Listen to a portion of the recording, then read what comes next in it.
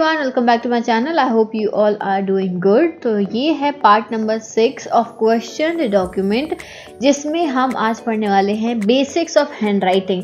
Handwriting जो है कैसे डेवलप होती है, उसके प्रिंसिपल्स क्या है और कौन कौन से फैक्टर्स होते हैं जो हैंडराइटिंग को अफेक्ट करते हैं। तो वो सारी चीज़ें हम इस वीडियो में पूरा पढ़ने वाले हैं। उससे पहले अगर आप चैनल पर नए हैं तो चैनल को सब्सक्राइब कर लेना, वीडियो को लाइक करना, शेयर करना मत भूलना। आपको यहाँ पर फोरेंसिक साइंस से रिलेटेड सारे वीडियोस मिलते हैं। तो चलो शुरू करते हैं। सबसे पहले how was hand writing got developed. Hand writing जो है वो डेवलप कैसे हुई। तो हैंड राइटिंग कोई ऐसा नहीं है कि आप कोई बच्चा है छोटा सा, वो पैदा हुआ और बस लिखना चालू कर दिया और वो उसकी हैंड राइटिंग हो गई। नहीं, ये एक ग्रेजुअल प्रोसेस होती है। मतलब ये जैसे ही कोई छोटा बच्चा होता है वो धीरे धीरे लिखना सीखता है, कार्टून्स बनाता है, एक एक अल्फ़ाबेट वो जो है लिखता है। जैसा उसका टीचर जो है, मान लो स्कूल जाने लगा बच्चा, तो जो टीचर बोर्ड पे इस तरीके का अल्फ़ाबेट बना रहा है वो भी सेम टू सेम अपनी नोटबुक में जो है कॉपी करने का ट्राई करेगा। ऐसे ही सिर्फ वो नहीं, ऐसे ही उसके साथ में क्लास में जितने भी बच्चे हैं सब उस अल्फ़ाबेट को कॉपी करेंगे। तो ये क्या हुआ, ये एक ग्रेजुअल प्रोसेस है जो धीरे धीरे धीरे डेवलप होती है जैसे जैसे कोई भी बच्चा जो है धीरे धीरे बड़ा होता है। और हैंड राइटिंग, अब जैसे क्लास में 10 बच्चे हैं मान लो, ठीक है, 10 बच्चे हैं तो हर 10 बच्चे ने यही लेटर कॉपी करा है, पर जब आप उनकी नोटबुक में जाकर देखोगे तो सबका तरीका अलग अलग रहेगा। ठीक है, so every individual is handwriting of every individual is personal and belong to him only. हर पर्सन की अपनी अपनी पर्सनल हैंड राइटिंग होती है और वो सिर्फ उन्हीं की रहती है। ठीक है, इसके बाद में अब एक चीज यहाँ पे मेंशन है कि भाई इंसान जो है वो मशीन तो नहीं है। ठीक है, तो वो सेम थिंग रिपीट नहीं कर सकता। जैसे कि अगर मैंने ये लिखा, ठीक है, अगर मैंने ये लिखा, मैंने ये यहाँ पे नाम लिखा, अब कोई बोले फिर से लिखो, अब मैंने ये फिर से नाम लिखा। अब यहाँ पे आप देख सकते हो कि यहाँ पे चेंजेस हैं, है ना। मैंने ये और ये एकदम सेम टू सेम नहीं लिखा है, because man is not a machine. तो कभी भी हम सेम चीज़ को जब दूसरी बार लिखेंगे, हम चाहे तीसरी बार लिखेंगे, कभी भी हम एकदम एक्यूरेट सेम टू सेम कभी भी नहीं लिखेंगे। वहाँ पे नेचुरल वेरिएशंस आते हैं जो ये दिखाते हैं कि डॉक्यूमेंट जो है वो रियल है। अगर एकदम सेम टू सेम कॉपी है, मतलब ये जो मैंने पहली बारी में लिखा था इसको मैं फिर से लिखूं, ठीक है, इसको मैं फिर से लिखूं, अब कॉपी करके लिख रही हूं मैं, और एकदम सेम टू सेम कॉपी अगर हो जाता है, दैट मीन्स कि ये जो लिखा गया है ये फॉर्ज्ड है।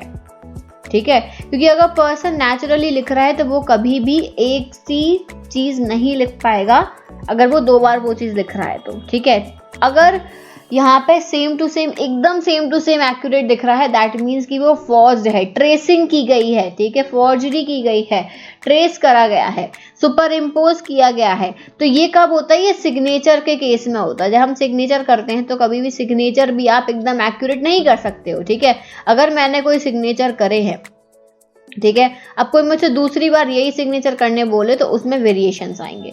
और अगर एकदम यही सेम टू सेम सिग्नेचर मुझे कहीं और देखने मिल रहा है तो इसका ये मतलब है कि इस सिग्नेचर को ट्रेस किया गया है, तो यहाँ पे फॉर्जरी का केस बन जाता है। ठीक है, तो यहाँ पे क्या होता है, इसका ऑथेंटिकेशन जो है, ऑथेंटिकेशन पे क्वेश्चन मार्क लगा दिया जाता है, क्योंकि एकदम सेम टू सेम है ऐसा हो ही नहीं सकता, हमेशा नेचुरल वेरिएशंस आते हैं। ठीक है, ये चीज समझ में आ गई। इसके बाद में no two signature can absolutely alike and if they are then it shows that there is a case of forgery. वही चीज है कि 2 सिग्नेचर कभी भी एकदम एक्यूरेटली सेम नहीं हो सकते, अगर सेम है तो that means it is the case of forgery. ठीक, इसके बाद में हमेशा ग्रेजुअल चेंजेस जो है वो आते ही हैं handwriting of a person, but the extent of change is that much slow and that is generally remain unrecognized by the writer himself। अगर आप लिख रहे हो कॉपी में, ठीक है, आपने एक पेज लिखा, ठीक है, आपने सेम पेज फिर से लिखा, तो आपको नहीं समझ में आएगा कि इसमें आपकी हैंड राइटिंग आपकी क्या, आपको ये भी मैंने लिखा, ये भी मैंने लिखा, लेकिन ये आपको चेंजेस समझ में नहीं आ रहे हैं। बट जब एक एक्सपर्ट इसमें और इसमें चेंजेस ढूंढेगा तो उसको डेफिनेटली चेंजेस मिलेंगे, क्योंकि नेचुरल वेरिएशंस उसमें आए होंगे। बट जो राइटर हिमसेल्फ है उसको कभी भी ऐसे रिकॉग्नाइज नहीं होगा कि हाँ कोई चेंजेस हैं। ठीक, अब देखो, style, the design of letter, the type of slant, all can not be copied by a person at the same time. अब कोई अगर कॉपी कर रहा है ना, जैसे ये सिग्नेचर देखो, ये जेन्युइन सिग्नेचर है, ये उसी आदमी ने ही सिग्नेचर किया हुआ है। अब इस सिग्नेचर को ट्रेस किया गया, फोर्ज किया गया, मतलब यहाँ पे देखो ट्रेसिंग की तो एकदम सेम टू सेम आ गया, क्योंकि ट्रेस करने में तो सेम आ ही जाएगा। अब यहाँ पे उसने इसके सिग्नेचर करने की कोशिश करी तो यहाँ पे देखो चेंजेस आ गए, क्योंकि आप स्टाइल, स्लांट, ठीक है, और लेटर का डिजाइन, स्पेसिंग, साइज, हर चीज कॉपी नहीं कर सकते हो। आप कुछ एक पॉइंट तक कर सकते हो, जैसे इस वाले सिग्नेचर में देखो, यहाँ पे इसने कॉपी करने की कोशिश करी बट फिर भी डिस्टॉर्शन आ गए, कुछ ना कुछ गड़बड़ी हो गई, ठीक है। ऐसे ही इसमें इन्होंने भी कॉपी करने की कोशिश करी तो लग रहा है कि हाँ काफी अच्छा कॉपी करा है, लेकिन अगेन स्पेसिंग में डिफरेंस आ गया, कई सारे डिफरेंसेस देखने को मिल सकते हैं, ठीक है। तो ये भी है कि आप एक एक चीज कॉपी नहीं कर सकते हो। तीसरी चीज और यहाँ पे आ जाती है, increase in the ability of writer to write is in a more sophisticated and precise manner can only be developed if he or she puts same serious efforts in that way। यानी कि देखो, जैसे जब छोटे थे तो आपको बोला जाता होगा ना, बार बार लिखो, बार बार लिखो, बार बार लिख के प्रैक्टिस करो, हैंड राइटिंग अच्छी हो जाएगी, अच्छे अच्छे लेटर बनाओ। तो क्या है, जब आपने बचपन से लेके धीरे धीरे लिखना चालू करा, खूब लिखा, तो आपकी हैंड राइटिंग जो है वो पहले बेकार आती थी, लेकिन अब एकदम बहुत ही सुंदर तरीके से एक प्रिसाइज मैनर में आपने लिखना स्टार्ट कर दिया। तो दैट इज योर स्किल्स, ठीक है। स्किल्स जो है पर्सन के वो धीरे धीरे एनहेंस होते गए, ठीक है। तो अगर एक स्किल्ड पर्सन की हैंड राइटिंग को कॉपी करना बहुत मुश्किल हो जाता है। कभी कभी हमने ऐसा देखा होगा कि कुछ बच्चे होते हैं जिनकी हैंड राइटिंग इतनी ज़्यादा सुंदर होती है कि उनका एक एक लेटर सेम टू सेम बनता है, स्पेसिंग एकदम सेम टू सेम होती है, साइज सेम, स्टाइल सेम। तो ये एक स्किल्ड पर्सन है, तो उनकी हैंड राइटिंग को कॉपी करना बहुत ही डिफिकल्ट हो जाता है। नेक्स्ट यहाँ पे देखो एक और प्रिंसिपल है, man is also unable to write with different styles at different time. अलग अलग टाइम पे अलग अलग तरीके से पर्सन जो है वो नहीं लिख सकता है हमेशा। मतलब कि ऐसा नहीं है कि आपने सुबह कुछ और लिखा, फिर दोपहर में कुछ और तरीके से लिखा, शाम को कुछ और तरीके से लिखा, नहीं। वो आपके दिमाग में, आपके माइंड में जो है वो चीज़ बन चुकी है, आपको बचपन से वो चीज़ ऐसे ही पेन पकड़ते हो, ऐसे ही लिखते हो, ऐसे ही जो है आप कॉपी को रखते हो, तो वो सब आप चेंज नहीं कर सकते। इसके बाद में hand writing is not only dependent on writing instrument. सिर्फ राइटिंग इंस्ट्रूमेंट पे डिपेंड नहीं होती। क्या पेंसिल से, कई बार क्या होता है पेंसिल से बहुत अच्छी राइटिंग आती है, जेल पेन से अच्छी राइटिंग आती है, तो लेकिन बॉल पेन से अलग राइटिंग आती है। तो सिर्फ राइटिंग इंस्ट्रूमेंट ही नहीं, बल्कि आपका physical coordination of muscle, of hands, but it also depend on the psychological condition of the writer. अब ये चीज़ समझना ही बहुत ज़रूरी है। कैसे समझोगे कि भाई हमारा राइटिंग इंस्ट्रूमेंट, हमारे पास में जेल पेन है, बढ़िया एकदम मस्त जो है महंगा वाला पेन हम रखे हैं, ठीक है, जेल पेन हमारे पास में है। अब दूसरी चीज़, हम हेल्दी भी हैं, ठीक है, हमें हाथ में भी कोई चोट नहीं लगी है, एकदम आराम से हमने पेन पकड़ा हुआ है, तो दूसरी कंडीशन हो गई कि हम हेल्दी भी हैं, कोई प्रॉब्लम नहीं है। लेकिन तीसरी कंडीशन यहाँ पे आती, क्या आपकी साइकोलॉजिकल कंडीशन सेम है? तो नहीं, आपको घर पे डांट पड़ी है, बढ़िया रो धो के आए हो, आपका मूड ऑफ है, ठीक है, मूड ऑफ है, तो आप जब मूड ऑफ में लिखोगे ना तो आपकी हैंडराइटिंग बहुत ही गंदी आएगी। आपकी हैंडराइटिंग में आपको चेंजेस देखने मिलेंगे। और इसका और एक आसान सा एग्जांपल बताऊं जो सबने फेस किया होगा, कि जब हम स्कूल जाया करते थे, क्लास में लिखा करते थे, तो हम शुरू के पेजेस तो बड़े अच्छे से लिखेंगे, सुंदर तरीके से लिखेंगे, लेकिन जब हम थक गए, हमारा माइंड थक चुका है, ठीक है, तो उसके बाद में क्या होगा, हमारा मूड नहीं हो रहा है लिखने का, तो हम बड़ी ही बेकार सी हैंडराइटिंग में लिखने लगेंगे। So handwriting is not only dependent on writing instrument and physical coordination, but it also depends on your psychological conditions. ठीक है, साइकोलॉजिकल कंडीशन क्या थी? ऐसे सिग्नेचर की फॉर्जरी में अगर कोई केस आया है तो हम अलग अलग उनके सिग्नेचर जो होंगे वो मैच करना स्टार्ट करेंगे, तो वो हमें समझ में आएगा कि इस जो इन सिग्नेचर्स में डिफरेंसेस क्यों देखने मिल रहे हैं। हो सकता है इस पर्सन की साइकोलॉजिकल कंडीशन उस टाइम पे सही ना हो, ज़बरदस्ती सिग्नेचर कराया जा रहा हो, या फिर वो जो है उस टाइम पर ड्रंक कंडीशन में हो तो तब सिग्नेचर कराया गया, तो ये सारी चीज़ें भी देखी जाती हैं।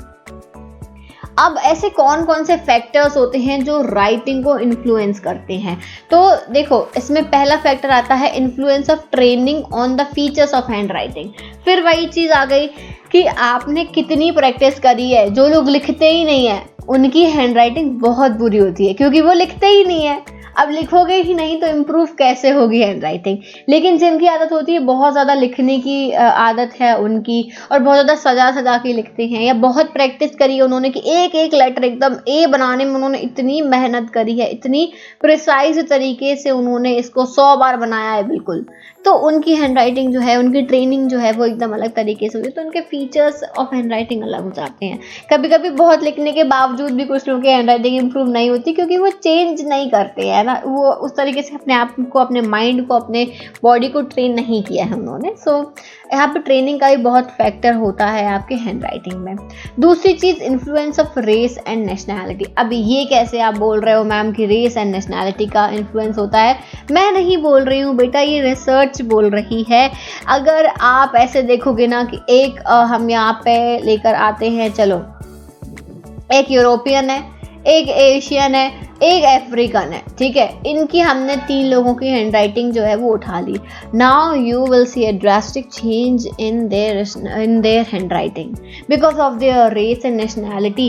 क्यों? ऐसा नहीं है कि भाई इनकी रेस अलग है, हैंडराइटिंग क्यों अलग? क्योंकि उनका रहन सहन, उनकी मेंटालिटी, उनकी जो बचपन से लेके बड़े तक सिखाया गया वो चीज़ अलग है। सबको अलग अलग तरीके से ग्रो किया गया है। So everyone has different type of handwriting. कोई बहुत छोटा छोटा लिखता है, कोई बहुत बड़ा बड़ा लिखता है, कोई एकदम मीडियम साइज लिखता है। So there is definitely influence of race and nationality. ये मैं नहीं बोल रही हूँ, रिसर्च बोलती है।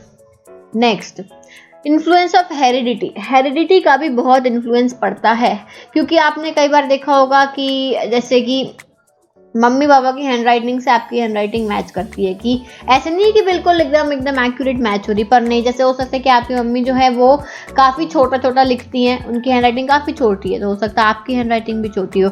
आपके पापा जो है वो बहुत दूर दूर दूर गैप दे के लिखते हो, so you are also doing the same. तो हेरिडिटी का भी यहाँ पे इन्फ्लुएंस पड़ता है हैंडराइटिंग पर। Next, influence of sex on handwriting. अब इसका तो बहुत ही भयानक वाला इन्फ्लुएंस पड़ता है। कैसे? कि जब हम यहाँ पर बात करें गर्ल्स की और बॉयज़ की, तो आप आसानी से इनकी कॉपी में डिफरेंस देख सकते हो। अगर मैं आपके सामने 2 नोटबुक रख दूँ, ठीक है, या 2 पेज रख दूँ, एक लड़की ने लिखा हुआ है, एक लड़के ने लिखा हुआ है, आप इतने आसानी से डिफ्रेंशिएट करके बता दोगे कि ये लड़की ने लिखा हुआ। क्योंकि लड़कियां जो होती हैं अक्सर उनकी आदत क्या होती है, बहुत अलग अलग तरीके के पेन यूज़ करना, हेडिंग को अलग तरीके से लिखना, डिज़ाइन दे के, जो बाकी का कंटेंट है वो भी अलग तरीके से लिखना। लेकिन लड़कों को क्या, एक पेन मिल गया, बस हमने शुरू करा और एंड तक लिख डाला, ठीक है। उन्हें ज़्यादा सजावट की आदत नहीं होती, नॉर्मल लिख देते हैं, ज़्यादा नहीं सजाते। हर लड़का ऐसा नहीं होता, कुछ लोगों को होता है कि नहीं मैं बहुत अच्छे से लिखूँ, but we are talking about maximum number of boys जो ऐसा करते हैं। तो ऐसे गर्ल्स की और बॉयज़ की हैंडराइटिंग में बहुत डिफरेंस रहता है, उनका तरीका अलग होता है, अलग अलग तरीके से लिखते हैं। Next is muscular functioning and habit of writing. Muscular functioning पे भी बहुत डिपेंड करता है। ये कैसे डिपेंड करेगा वो मैं जब अभी आपको नेक्स्ट जो लेक्चर आएगा उसमें मैं आपको बताऊंगी कि आपका रिस्ट मूवमेंट, आपका फिंगर मूवमेंट, आपका आर्म मूवमेंट, सब चीज़ें डिपेंड करती हैं। हैंड राइटिंग इन सब चीज़ों पे बेस्ड होता है। तो और हैबिट ऑफ राइटिंग, अब हैबिट ऑफ राइटिंग तो भाई अगर आपकी हैबिट है लिखने की तो आपकी स्पीड भी ज़्यादा होगी, आपकी जो क्या बोलते हैं, स्पीड ज़्यादा होने के साथ साथ हैंड राइटिंग भी अच्छी होगी और आप जल्दी जल्दी भी लिख पाओगे। तो ये क्या, ये हैबिट ऑफ राइटिंग। अब जिनकी हैबिट नहीं होती है, जैसे अगर कोई मुझसे बोल दे हिंदी लिखना है, अब मेरी हिंदी लिखने की आदत कब ख़त्म हो गई थी, 10th क्लास के बाद में कभी हिंदी नहीं लिखी। तो आप कोई हिंदी लिखने बोल दो तो मुझे प्रॉब्लम होगी, पर हाँ इंग्लिश लिखने बोल दे कोई, आराम से लिख लूँगी, रोज़ का काम है वो। तो ये चीज़ क्या, हैबिट में, जो हैबिट में वो हम आराम से लिखते हैं, जो हैबिट में नहीं है वो हम नहीं लिख पाते हैं, ठीक है। तो habit of writing. Next is handwriting as reflex action. अब हैंड राइटिंग का यहाँ कहीं ना कहीं रिफ्लेक्स एक्शन मतलब कि आपने कुछ आप बोर्ड पे लिखा हुआ है, जैसे कि ये ब्लैक बोर्ड है, यहाँ पे कुछ लिखा हुआ है, अब आपको वो कॉपी करने बोला गया। तो अब आपको जो स्टूडेंट्स हैं, यहाँ पे बैठे हुए बच्चे हैं, उनको कॉपी करने बोला गया, तो क्या होगा, पहले इनके ब्रेन में जो है यहाँ पे फंक्शन, ब्रेन में जो है यहाँ पे इनका सिग्नल जो है वो पहुंचेगा, ब्रेन से मसल पे सिग्नल जाएगा, फिर जो मसल है फिर वो रिस्पॉन्ड करेगी और फिर जाके आप लिखोगे। ठीक है। तो ये पूरा का पूरा एक फंक्शन होता है जो ब्रेन से लिंक होता है, इसलिए हैंड राइटिंग का जो है रिफ्लेक्स एक्शन का जो है वो भी हैंड राइटिंग पर असर पड़ता है। ठीक है, तो ये 6 पॉइंट थे जो ये फैक्टर्स थे जो हैंड राइटिंग को इन्फ्लुएंस करते हैं। समझ में आ गई बात को?